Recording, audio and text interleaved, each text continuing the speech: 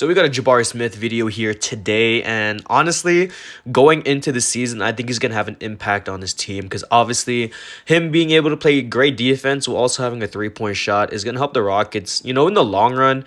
Obviously with guys like KPJ and Şengün who both can, play make at a high level, Jabari Smith, he's going to be able to space out the floor, obviously, because, Jalen Green, he's going to be a guy getting probably the most amount of touches on, the team, alongside, KPJ, who's also a great playmaker, like I said. Jabari Smith, he's going to open up the offense a little bit more, kind of like help Şengün work in the post because he's able to obviously be a great post player and a post playmaker too at that. So, today we're going to talk about Jabari Smith. What's up? My name is Rockets Empire. If you like what you see, drop a like down below, subscribe to the channel. I'd appreciate it.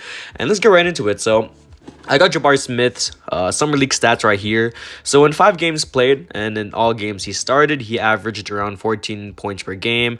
Also threw in around 9 rebounds and around 1 assist. Also threw in a block and a steal a game too. So obviously looking at his shooting splits, 37% from the field and around 26% from 3 isn't all that great. But, looking at his defensive highlights and overall highlights, he was showing a lot of pretty great defensive potential.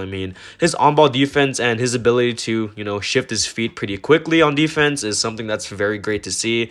Obviously, coming into, training camp and, the preseason, I think he's definitely going to come into his own three-point shot because obviously it was looking a little bit wonky going into the summer league. It definitely looked a lot different than it did, in college. But now going into the training camp and then going into the preseason, I think Steven Silas and the coaching staff is definitely going to help him get there. So obviously Jabari Smith, he's going to be one of our main guys getting some touches on the team.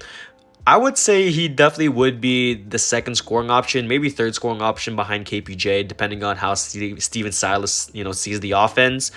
Because as of right now, KPJ and Jalen Green, they're probably one of the perfect backcourts we've seen in a while from the Rockets. The way KPJ complements Jalen Green's game, his ability to not only shot create, but also have a pretty underrated playmaking ability. It's great for Jalen Green because also Jalen Green's also able to, work off ball, but also his on-ball abilities have been pretty great too, and we've seen that a lot in the season last season. So Jabari Smith, he's going to be mostly a guy that's going to be spotting up or just defending the best player on the other team.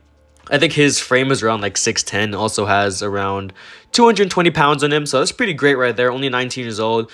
Obviously, the Rockets, they're going to be rebuilding. It's going to be another really horrible season for the Rockets, and I pretty much expect that from day one. But at the same time, we are going to be developing our young pieces. We also got Ty and Tari Eason in the draft.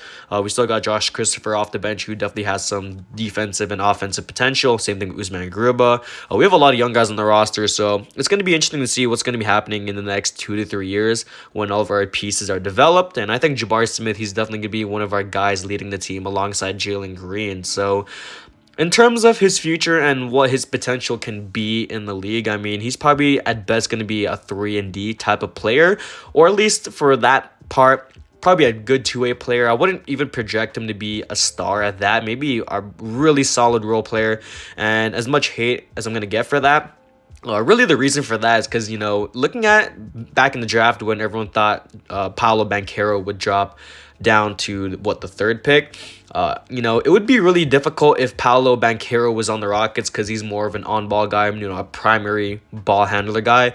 But now looking at Jabari Smith, looking at his game, he's going to be a guy that's going to be off-ball, someone that doesn't need the ball in his hand to really just, impact the game. And even on-ball, he's going to be pretty great too. So he fits in with the Rockets way more than what, Paolo Banchero is going to be. But at the same time, I think Paolo Banchero right now is definitely going to be better than Jabari Smith. So in terms of his ceiling, I've already mentioned that, two-way player, good two-way player, 3-and-D type of player. In terms of his future with the Rockets, I definitely think he's going to be one of our cornerstones alongside Jalen Green.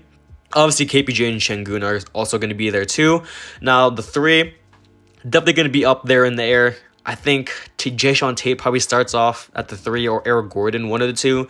And if Tari Eason starts showing some flashes of being, that guy off the bench, I think he's going to start getting some starting minutes pretty soon. So let me guys know what you guys think about Jabari Smith. Let me guys know your thoughts on his potential and his ceiling in the NBA, because I think it's definitely one of the more higher ceilings we've seen in a while from the Rockets in terms of a forward.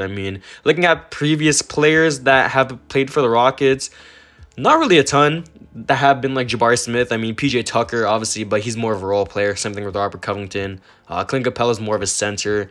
Talking about in recent history, I mean, maybe Trevor Ariza, but he's more of a role player too. So I think Jabari Smith is going to be one of our better forwards we've seen in a while. So let me know what you guys think about Jabari Smith. That's the video. My name is Rockets Empire, and I'm up, beats.